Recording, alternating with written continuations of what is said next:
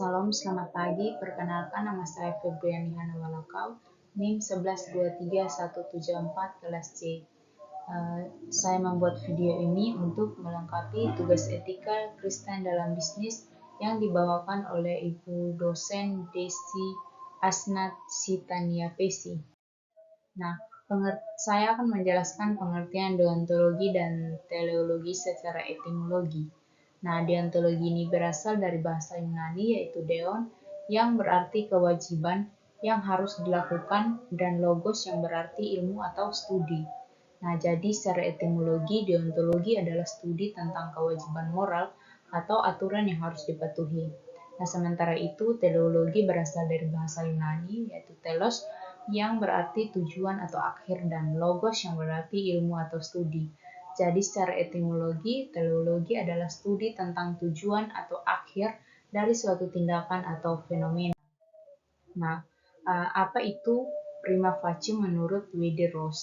Nah, menurut Wederos, prima facie ini adalah konsep yang menyatakan bahwa dalam menilai kebenaran atau keadilan suatu tindakan, kita harus mempertimbangkan berbagai faktor atau prinsip moral yang relevan pada situasi tersebut. Nah, prima facie ini mengacu pada pertimbangan awal atau pertama yang harus dipertimbangkan sebelum membuat keputusan moral. Nah, ada dua aliran teleologis yang berbeda, yaitu egoisme dan utilitarianisme. Nah, yang pertama itu egoisme.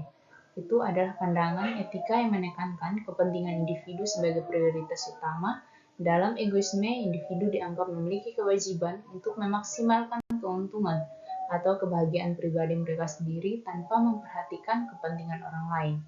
Nah, yang kedua, utilitarianisme ini adalah pandangan etika yang menekankan bahwa tindakan yang benar adalah tindakan yang menghasilkan konsekuensi yang paling banyak kebahagiaan atau kebaikan bagi sebanyak mungkin orang. Nah, dalam utilitarianisme, keputusan moral dievaluasi berdasarkan dampak keseluruhan tindakan terhadap kesejahteraan dan kebahagiaan semua individu yang terlibat.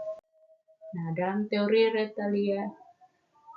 relativisme etis, nah ini adalah pandangan dalam etika yang menyatakan bahwa nilai-nilai moral atau etika bersifat relatif dan bergantung pada konteks budaya, sosial, ataupun individual.